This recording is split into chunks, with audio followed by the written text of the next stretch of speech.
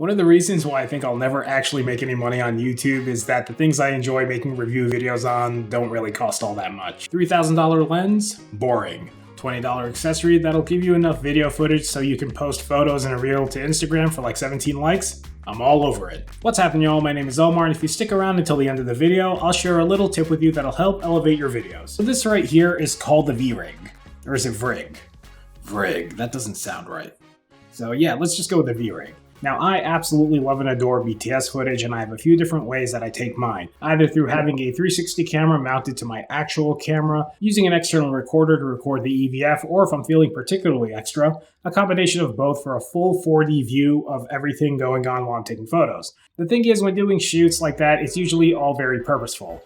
I'm going out of my way to cage up my camera, to carry extra batteries, accessories, an external recorder, the extension rod, an articulating arm to mount the 360 camera, which I also have to carry, and honestly, it kind of gets to be a bit much. The thing is, it's worth it when I go home to edit the video because even though I'm out just taking photos, I now have a plethora of video to help me weave the story that I'm trying to tell, whether it's just a shoot or a piece of equipment I'm reviewing, or a lesson I'm trying to convey, or whatever the purpose of that video is. Now, that aside, believe it or not, much like you, I also like taking photos just for the sake of taking photos. When I'm out doing that, I just bring a camera, a lens, maybe two lenses, maybe just my point shoot, and I keep things pretty simple. And in that scenario, if I do end up taking a photo that I want to talk about, I go back and shoot some B-roll to just overlay, or I will just have the photo up on screen and just talk and try to tell a story with what I have on hand. Now, this thing here may have actually changed that up a bit. The VRIG MG-03 is so simple that I'm actually shocked no one's made one yet. You just pop it on your camera's hot shoe, slap your MagSafe iPhone on, and that's it. Instant BTS cam. It changes between vertical and horizontal orientation pretty seamlessly, and you can angle it down more if you want to get more of your camera in the actual shot. No batteries, no cables, no elaborate setup, just slap it on and go. Don't have an iPhone? Not a problem. It comes with an adhesive back magnetic ring that you can just pop on your Android or non-magnetic back phone, and it works the exact same way. As an added bonus, the bottom of this thing is threaded so you can screw onto your favorite tripod or tripod plate and record your little heart out until storage runs out. I really like how they've integrated the cold shoe into this design as well. It isn't flimsy, it doesn't wobble around, and if you don't want it in sight for some reason, you can flip it down so it's in line with the rest of the bracket. When I was testing it out to see if it'd be able to hold my iPhone 13 Pro Max in its case during triple-digit temperatures out in DC, I decided to try using it in a way that I'd personally end up using it, which is to make content.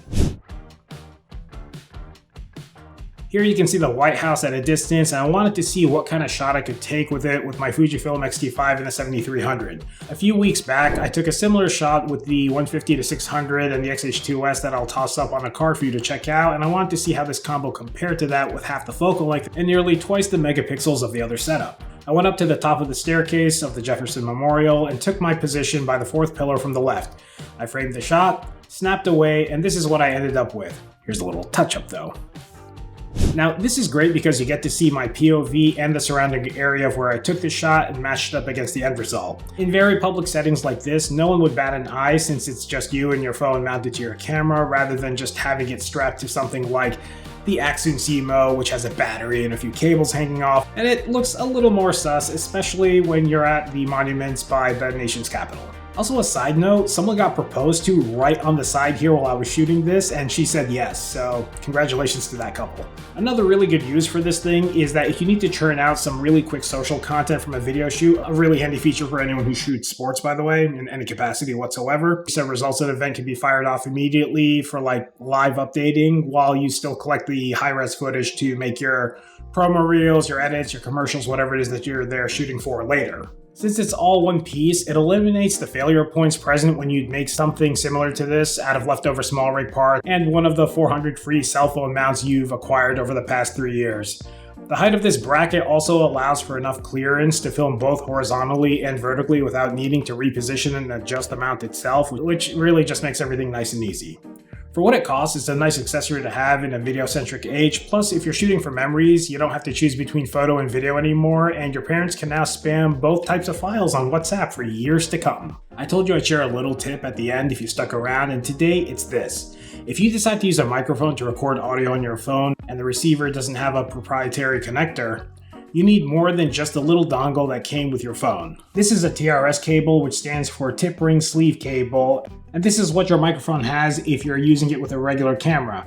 For cell phones, you need what's called a TRRS cable, which, you guessed it, stands for tip ring sleeve cable. Most people don't find out about this until after they've recorded a video and realize that there's no audio once they play it back, but not you though. You're better than them, because you watched this. Links for anything and everything are in the description below, and I'll catch y'all next time.